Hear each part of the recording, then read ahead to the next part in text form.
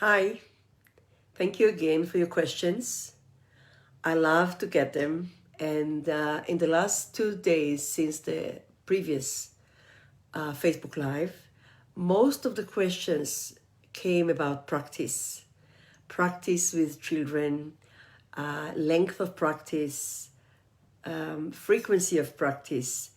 And the main question that was repeating many times like a thread, even in other questions, was, do I really need to practice with my child, or should my child become independent by practicing by themselves? So this is what I have to say in a nutshell. It's not either or, actually, because these two questions are connected.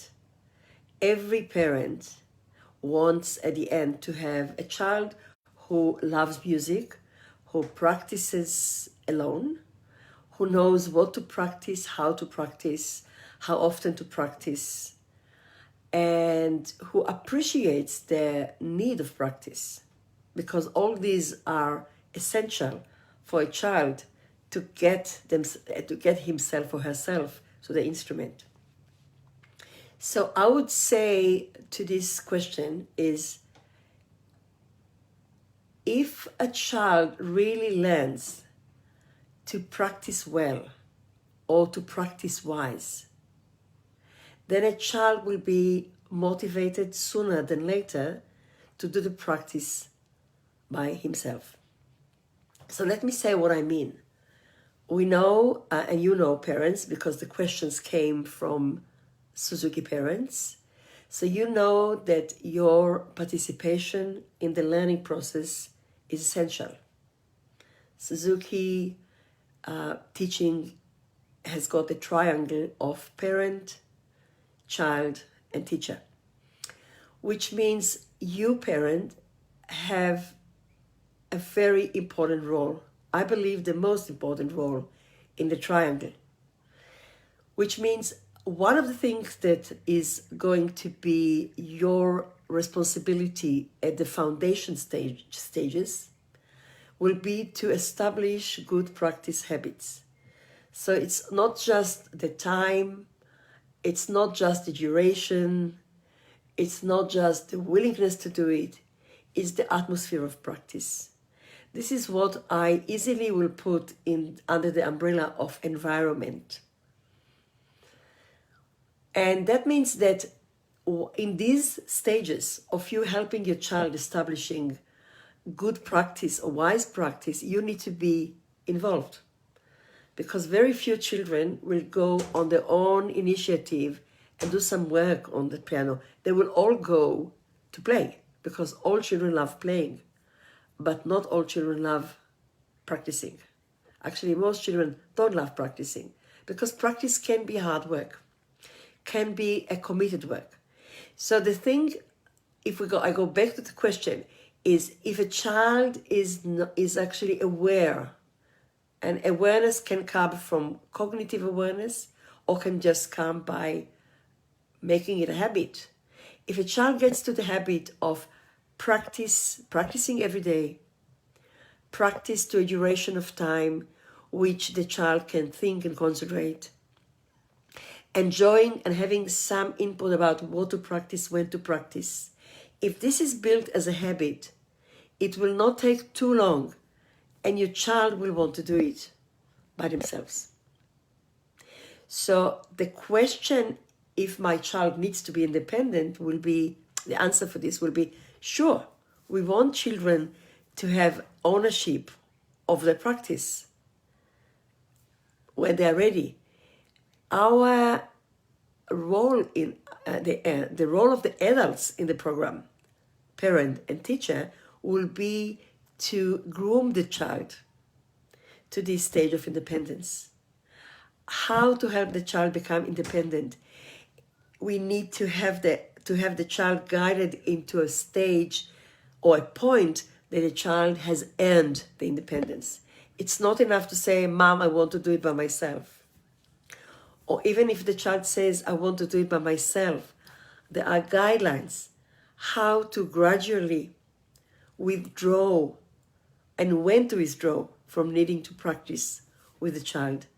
It has a lot to do with the age of the child, but not only. It has also to do with the level of the child, of the level of the, or the let me say it in a different way, with the time that the child has been working with the instrument and with the parents. So what we are going to learn, first of all, is how to establish good relationships between parents and children. Now, I guess you will agree that this is going to go far away from the instrument.